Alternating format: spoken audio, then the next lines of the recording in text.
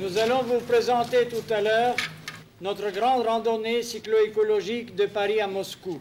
Si vous aimez les émissions étranges et les grands moments de malaise télévisuel, on a déterré sur Madeleine l'un des programmes les plus bizarres de l'histoire de la télévision française. Une maçonne vit et meurt debout.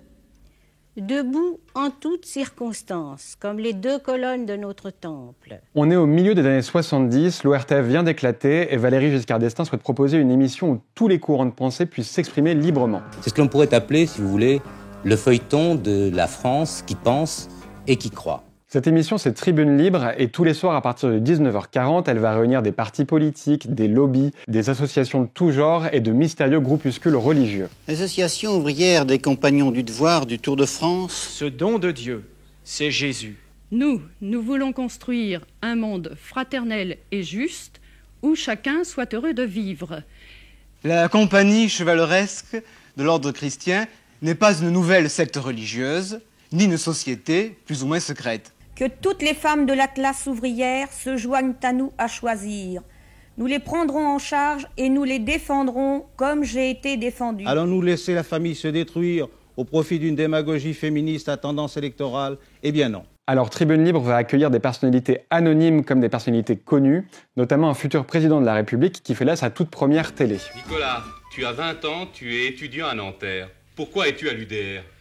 Oui, bien, je suis à l'UDR, j'ai pas connu 1940, j'ai pas connu 1958, j'ai même pas connu 1968. Et pourtant, je suis à l'UDR. Le dispositif est original et rudimentaire. Pendant 15 minutes, ces groupes vont prendre la parole, s'accaparer la parole, dans une liberté totale et sans la moindre contradiction en plateau. Tourisme en espace rural offre aujourd'hui aux téléspectateurs un grand bol d'air dans les vertes campagnes françaises. On y retrouve des militants anarchistes, des royalistes, des écologistes, des féministes, des antiféministes aussi, et plein d'associations aux acronymes les plus étranges les uns que les autres. Jésus nous invite dans le paradis. Laï, laï. Mais oui, le Seigneur est bon, mais oui, le Seigneur est bon. Il a fait pour nous des merveilles. À Madeleine, notre préféré, c'est l'UFBS, l'Union des Français de Bon Sens, un parti très sérieux créé par Gérard Furnon, un super patron qui n'aimait pas vraiment les syndicats. Et attention, car à force de mentir, M. Marchais, cela finit par se savoir. Et qui militait pour la liberté absolue d'entreprendre avec un petit spot promo à l'appui. Offrons-nous 3 minutes de pause pour entendre l'air du bon sens et qui sera prochainement sur toutes les lèvres des Français.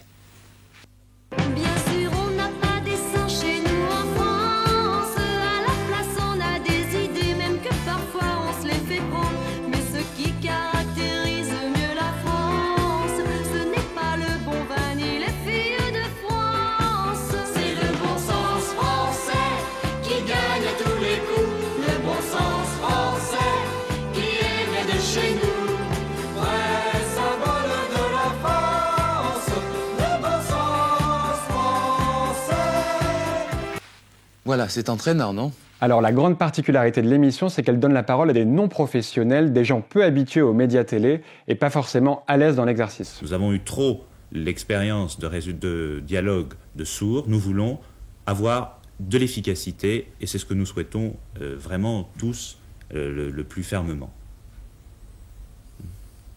Du coup, on a vraiment parfois du mal à comprendre où ils veulent en venir. Remontant le cours de l'histoire, nous cherchons la façon de l'outil.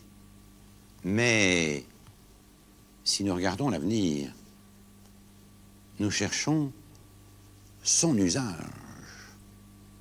À quoi ça sert? À qui? Alors vous verrez que les mises en scène sont souvent ubuesques, totalement kitsch, les graphiques sont souvent rudimentaires, c'était bien avant PowerPoint.